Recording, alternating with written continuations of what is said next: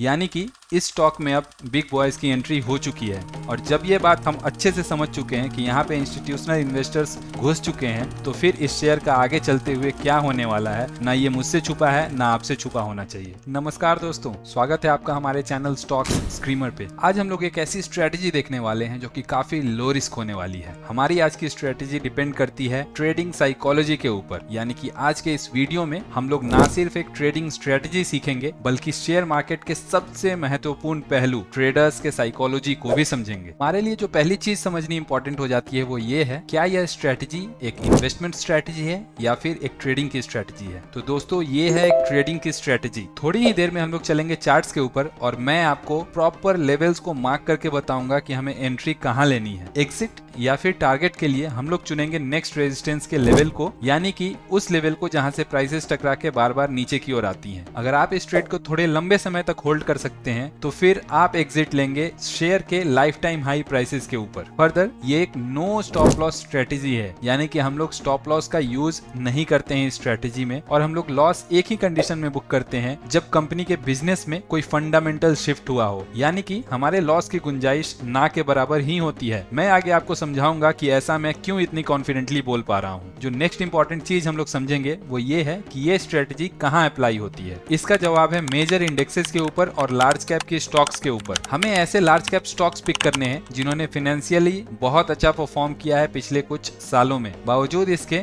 Share prices दबाव में रहे हैं, नीचे की ओर आए हैं। ये दबाव किसी भी न्यूज और उसके साथ आए सेंटिमेंटल फैक्टर्स के कारण हो सकता है। इन सब के अलावा अगर हम लोग टेक्निकल एस्पेक्ट की बात करें तो हम लोग इस स्ट्रेटेजी को या तो डेली चार्ट्स के ऊपर अप्लाई करते हैं या फिर वीकली चार्ट्स के ऊपर। लोअर टाइम फ्रेम के चार्ट्स पे हम लोग इस स्ट्रेटेजी को अप्लाई नहीं करेंगे। अब सवाल यह आता है कि हम लोग एक्चुअली में ट्रेड करेंगे कैसे। तो इसके जवाब के लिए हम लोग चलते हैं कोटक बैंक के चार्ट्स के ऊपर। हम लोग आ चुके हैं कोटक महिंद्रा बैंक के चार्ट के ऊपर और मैंने सिलेक्ट किया हुआ है डेली टाइम फ्रेम का चार्ट। हम लोग यहाँ पे सिलेक्ट करेंगे पिछले 5 सालों का चार्ट, यानी कि हम लोग क्लिक करेंगे इस 5 ईयर के आइकन पे। मैं इन चार्ट्स को थोड़ा एडजस्ट कर लेता हूँ। अब हमें जो नेक्स्ट काम करना है वो इस चार्ट पे मेजर सपोर्ट लेवल्स को मार्क कर लेना है। तो जैसा कि हम लोग देख सकते हैं ये एरिया मेजर सपोर्ट के रूप में काम कर रहा था। जब कभी भी प्राइसेज इस सपोर्ट लेवल पे आती थी तो हमेशा बाउंस बैक देखा गया शेयर के प्राइसेज में। ये चीज 1, 2 और ये तीसरी बार हो चुकी। बट रिसेंटली जब प्राइसेज इन लेवल्स पे आए तो उन्हें सपोर्ट नहीं मिला, यानी कि एक ब्रेकडाउन हुआ। ये वीकली कैंडल स्टिक्स हैं, हम लोग इन्हें डेली में कन्वर्ट करेंगे तो इस ब्रेकडाउन को और भी अच्छे से देख पाएंगे। ये देखिए हमारा सपोर्ट जोन था जिसे कि प्राइसेज ने इस बार रिस्पेक्ट नहीं किया और यहाँ पे हुआ था हमारा मेजर ब्रेकडाउन। इस स्ट्रेटेजी में एंट्री हम लोग करते हैं इस सपोर्ट के टूटने पे, यानी कि ब्रेकडाउन होने पे। इस पर्टिकुलर केस में ये एरिया हो जाता हमारा एंट्री का एरिया। हमारे टारगेट को ढूंढने के लिए हम लोग थोड़ा जूम आउट करेंगे और जैसा कि हम लोग देख सकते हैं ये एरिया एक मेजर रेजिस्टेंस के रूप में काम कर रहा है। तो हम लोग इधर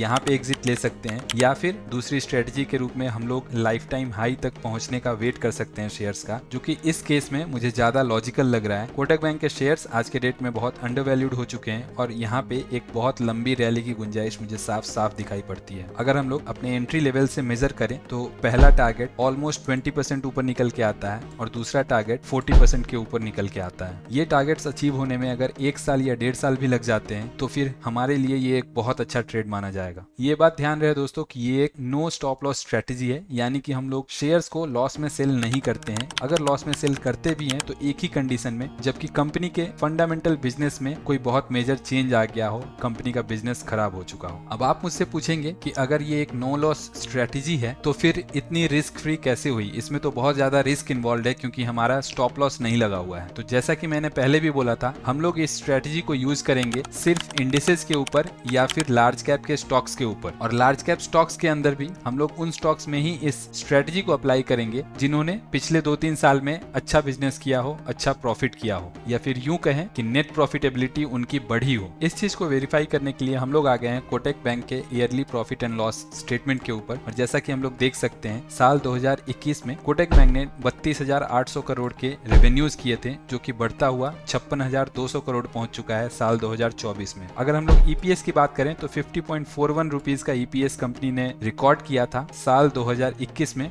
तो वहीं 91.62 रुपीज का ईपीएस कंपनी रिकॉर्ड कर चुकी है करंट ईयर, यानी कि मार्च 2024 में जो ईयर कंप्लीट हुआ है उस ईयर में। तो जैसा कि हम लोग देख सकते हैं कंपनी का बिजनेस तो बहुत अच्छा चला है पिछले 3 सालों में, बट शेयर्स की अच्छी खासी पिटाई हुई है। और हाल ही में एक मेजर ब्रेकडाउन हुआ है जहां हमें शेयर्स को खरीदने का बेहतरीन मौका मिला है, और ये ब्रेकडाउन रिजल्ट है आरबीआई के कोटक बैंक के ऊपर लिए गए एक्शंस का, यानी कि इस चीज का न्यूज एंड सेंटिमेंटल इम्पैक्ट बहुत ज्यादा देखने को मिला है, और इसी सेंटिमेंटल इम्पैक्ट के कारण शेयर्स की पिटाई हुई है और हमें मिला है हमारा अपॉर्चुनिटी। अब हमारे सामने जो आखिरी सवाल रह गया है वो ये है कि ये स्ट्रेटजी क्यों काम करती है। तो इसको समझने के लिए हम लोग समझेंगे ट्रेडर्स के साइकोलॉजी को, और उसके लिए हम लोग वापस से चलेंगे कोटक बैंक के ही चार्ट्स के ऊपर। जैसा कि आप सब देख रहे हैं, जब भी इस सपोर्ट लेवल पे कोटक बैंक के प्राइसेस आते थे तो प्राइसेस को इन लेवल्स में हमेशा एक स्ट्रॉन्ग सपोर्ट मिला है। स्विंग ट्रेडर्स और रेंज बाउंड ट्रेडर्स ने खूब पैसे बनाए होंगे इन सपोर्ट और रेजिस्टेंस लेवल्स को ट्रेड करके। प्राइसेस जब अगली बार इस सपोर्ट के पास आए तो फिर से यही उम्मीद थी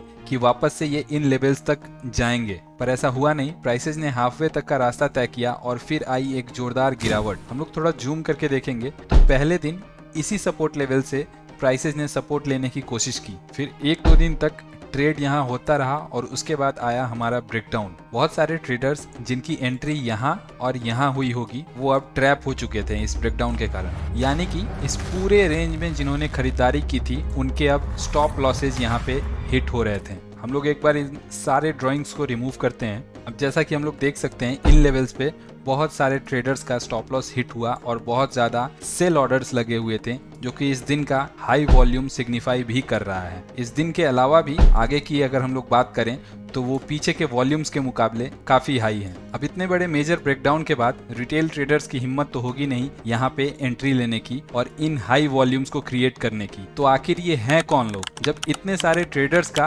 स्टॉप लॉस सेम ही लेवल पे हिट हो रहा है तो आखिर उन सेल के ऑर्डर्स को खरीद कौन रहा है? तो अगर आप ये सोच रहे हैं कि ये इंस्टीट्यूशनल बायर्स हैं तो आप बिल्कुल सही सोच रहे हैं। ये big boys of the stock market यानी कि ऑपरेटर्स का ही एक्टिविटी है इस पूरे रेंज के बीच में। इन सब के अलावा बहुत सारे फ्यूचर्स एंड ऑप्शंस यानी कि F&O के भी पोजीशंस बने होंगे इस मेजर ब्रेकडाउन के बाद। उस सेलिंग प्रेशर को भी किसी ने एब्जॉर्ब किया है और फिर प्राइसेस को तुरंत ही ऊपर लेके गए हैं। अब इतने बड़े सेलिंग प्रेशर को एब्जॉर्ब करके और प्राइसेस को तुरंत ही ऊपर ले जाने की शक्ति मेरे और आपके जैसे रिटेल ट्रेडर्स की तो हरगिज नहीं हो सकती। यानी कि इस स्टॉक में अब बिग बॉयज की एंट्री हो चुकी है, और जब ये बात हम अच्छे से समझ चुके हैं कि यहाँ पे इंस्टीट्यूशनल इन्वेस्टर्स घुस चुके हैं तो फिर इस शेयर का आगे चलते हुए क्या होने वाला है, ना ये मुझसे छुपा है ना आपसे छुपा होना चाहिए। तो ये थी दोस्तों हमारी कंप्लीट ब्रेकडाउन ट्रेडिंग स्ट्रेटजी। हम लोगों ने यहाँ पे टेक्निकल चार्ट्स का यूज किया, बट बहुत ही इनोवेटिव और अलग तरीके से। जैसा कि ज्यादातर रिटेल ट्रेडर्स ट्रेड करते हैं और लूज करते हैं, हम लोग ठीक उनके विपरीत गए और हमारे पोजीशंस यहाँ पे उन इंस्टीट्यूशनल इन्वेस्टर्स के साथ में बने हैं जिन्हें जीतने की आदत है। तो आशा करता हूँ आपको ये स्ट्रेटजी बहुत पसंद आई होगी। ऐसी बहुत सारी चीजें होंगी जो आपको इस वीडियो से सीखने को मिली होंगी। अगर ये वीडियो पसंद आया हो तो इसे लाइक करना ना भूलें और चैनल को सब्सक्राइब करना बिल्कुल ना भूलें। अपने सजेशंस कमेंट बॉक्स के माध्यम से हम तक जरूर पहुंचाएं।